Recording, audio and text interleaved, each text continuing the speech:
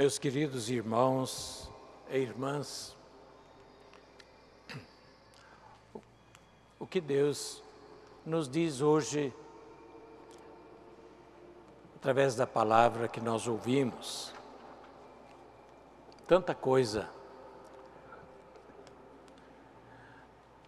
Tenho certeza que cada um de vocês que ouviram as leituras, o Salmo, o Evangelho, deve ter percebido a seu modo alguma coisa. O que me dizem estas leituras da Palavra de Deus neste dia? Mas convido a tentarmos acolher juntos, ao menos alguma coisa.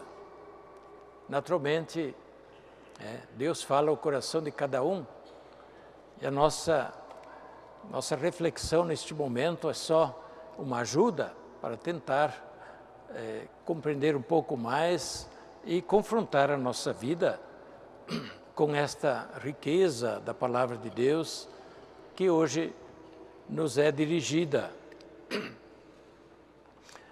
Podemos começar com o Evangelho.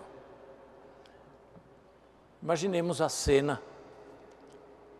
Jesus está ensinando a muita gente ao redor dele. Jesus voltou à sua casa, diz o Evangelho. Sua casa, a essas alturas, já não é Nazaré, mas é Cafarnaum, perto do lago de Tiberíades. Voltou para a sua casa. E havia tanta gente que queria ouvi-lo e que vinha também com as várias situações de pessoas doentes, pedindo ajuda, pedindo curas, que diz o texto, eles já não tinham mais nem tempo de se alimentar. Podemos imaginar esta cena, Jesus inteiramente dedicado a acolher o povo, ouvir o povo.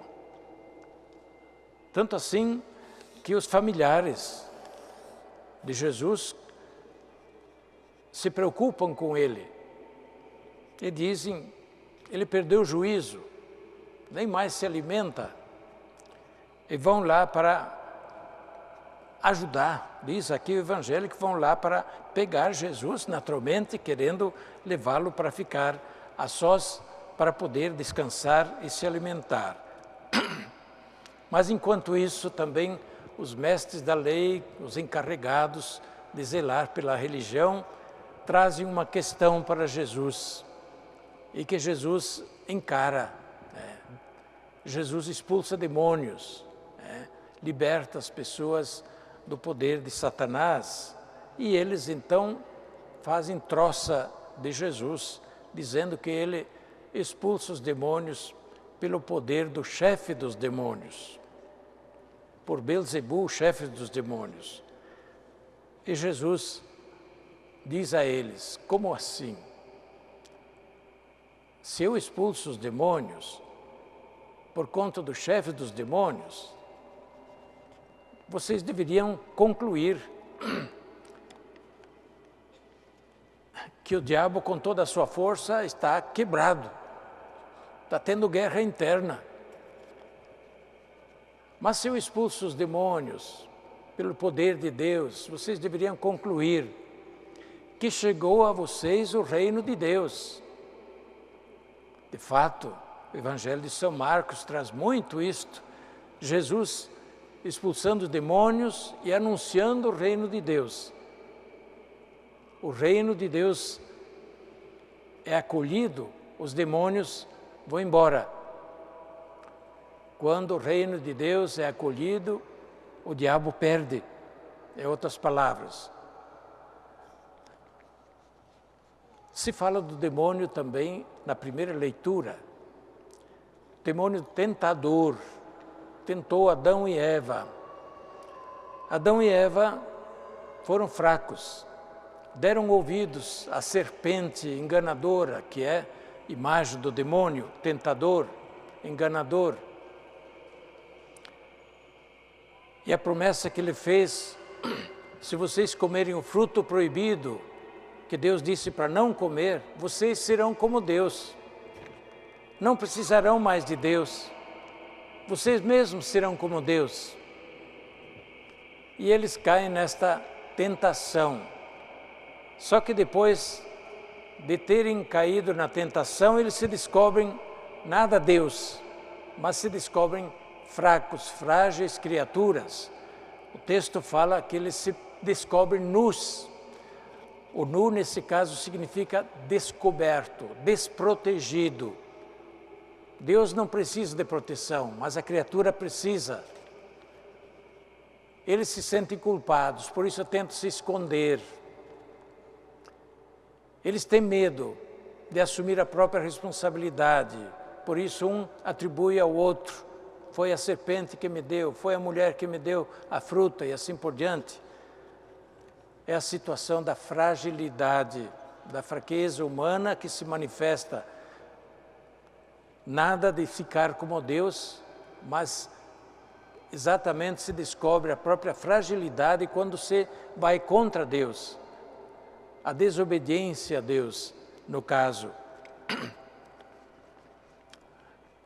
Jesus expulsa os demônios e liberta a humanidade para tornar novamente a humanidade digna, livre e esperançosa.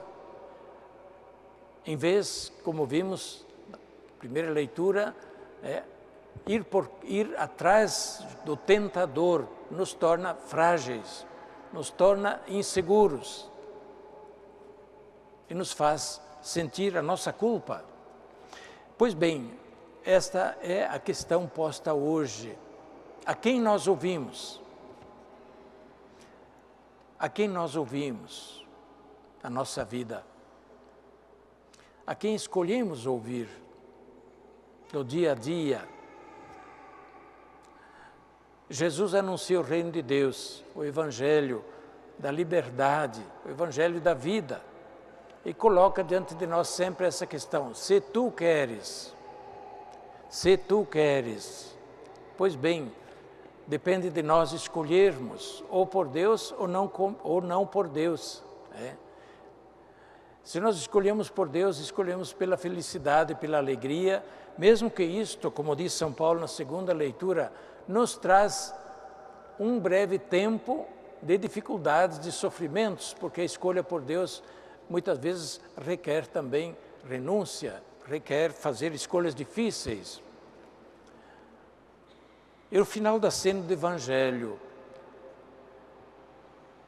as pessoas dizem a Jesus: tua mãe e teus irmãos estão ali fora e querem falar com você. E Jesus, olhando ao redor, vê tanta gente e pergunta: quem é minha mãe? E quem são meus irmãos? E diz: aquele que faz a vontade de Deus é meu irmão, minha mãe, minha irmã, é meu familiar, é da família de Deus. Maria, sem dúvida, foi a primeira que se colocou na vontade de Deus, de fazer a vontade de Deus. Mas aqui está a palavra decisiva: quem faz a vontade de Deus. Por onde devemos escolher na vida? Todos os dias a nossa escolha, justamente por fazer a vontade de Deus. E aí o discernimento nosso, por onde vai a vontade de Deus? A vontade de Deus vai segundo aquilo que Deus manifesta como sua vontade, os mandamentos. Pelo ensinamento de Jesus, pelo Evangelho. A vontade de Deus vai pela nossa consciência, que sempre nos indica o que é bom, o que devemos fazer, e que nós muitas vezes esquecemos ou contrariamos e escolhemos o contrário e não dá certo. Todos os dias escolher o que é pela vontade de Deus, em todo o nosso agir. Então estaremos sempre escolhendo sim pelo reino de Deus. Estaremos escolhendo não pela tentação, pelo tentador que nos quer ver infelizes e que quer ver grande confusão, não só na nossa vida, mas na vida do mundo. Pois bem, hoje então, levemos isso para a nossa vida. por onde vai nossa escolha? Todos os dias, fazer a vontade de Deus. Por isso que nós pedimos na primeira oração da missa, na coleta, o folheto número 5, é tão bonita, e que resume isso em poucas palavras. E nós pedimos assim a Deus: ó Deus, fonte de todo o bem vem de Deus. O que não é bom não vem de Deus. Deus só é a fonte de todo o bem. E aí já temos um critério claro para discernir. Isso é bom, isso vai ser bom. Ó Deus, fonte de todo o bem, atendei ao nosso apelo, pedimos a Deus. Fazei-nos por vossa inspiração pensar o que é certo. Pensar, discernir, reconhecer o que é certo. Por vossa inspiração, sim, segundo o que aprendemos de Deus. Pensar o que é certo. Não ter planos maus na cabeça. Não arquitetar planos desonestos, planos maus. Pensar o que é certo e realizá-lo com vossa ajuda. Sim, precisamos da ajuda de Deus, e Deus não nega a sua ajuda quando nós pedimos exatamente para isso, para fazermos a sua vontade.